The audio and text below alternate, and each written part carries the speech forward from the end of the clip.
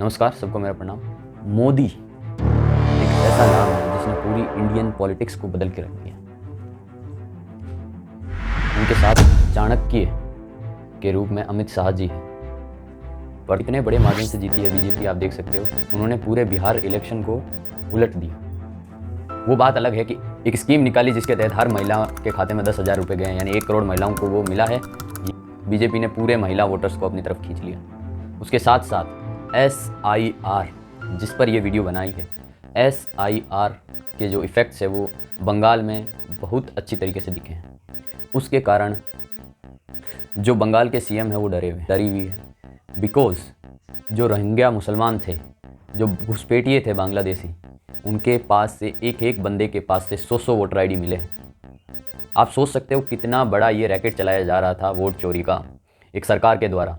जहां इंडिया जो अलायंस है उसमें सबसे बड़ी पार्टी है कांग्रेस, उनके सबसे बड़े नेता राहुल गांधी जी बात कर रहे थे कि बीजेपी ने वोट चोरी की है। लेकिन हम यहाँ देख पा रहे हैं कि बंगाल हुआ और केरल हुआ, इन दोनों को मिलाकर 1 करोड़ मुसलमान वोटर कम हुए हैं। वोटर कम नहीं हुए, मुसलमान वोटर कम हुए हैं। जो कौन थे? अवैध घुसपैठिए थे, बांग्लादेशी घुसपैठिए थे। उनको प्रोटेक्ट करने के लिए ममता बनर्जी सड़कों पर आ चुकी है कोलकाता के, और लोगों को भड़काते हुए ये बोल रहे हैं कि क्या आप विरोध कीजिए SIR का। कोई भी BLO आपके पास आता है तो उसका विरोध कीजिए, उसको अपनी आइडेंटिटी ना बताइए। पर BSF ने यहाँ बहुत अच्छा काम किया। BSF साथ में जा के सबका जानकारी ले रहा है।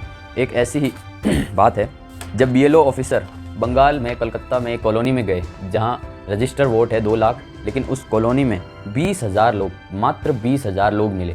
20,000 लोग में भी 25% लोग ऐसे थे जो अवैध रह रहे थे, यानी रोहिंग्या थे, यानी बोले बांग्लादेशी घुसपैठिए थे। पिछली बार जब 2021 में जब पिछली बार इलेक्शन हुआ था तब 7 करोड़ वोटर थे। इस बार 1 करोड़ वोटर कम हो गए हैं इलेक्शन कमीशन के हिसाब से, तो 6 करोड़। तो आप देख सकते हो कितना बड़ा 1 करोड़ लोगों का ये घोटाला चल रहा था बंगाल में।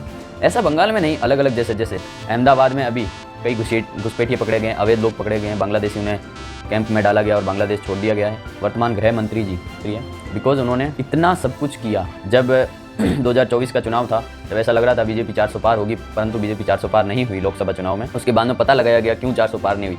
तब पता चला कि अवैध लोग घुस चुके हैं, हमारे बीच में हैं बांग्लादेशी लोग। क्या पता आपके घर में वो झाड़ू पोछा कर रहे हैं। ऐसा देखा गया वर्तमान में दिल्ली NCR और दिल्ली के इलाकों में कि मेड नहीं आ रही है काम करने के लिए। ऐसा ही कलकत्ता में देखा गया कि मेड काम करने के लिए नहीं आ पा रही है। क्यों नहीं आ रही है? क्योंकि वो बांग्लादेशी थी, अब वो चले गए हैं, तो कौन आएगा अभी। और ये SIR 2002 में भी हुई थी, तो किसी ने विरोध नहीं किया।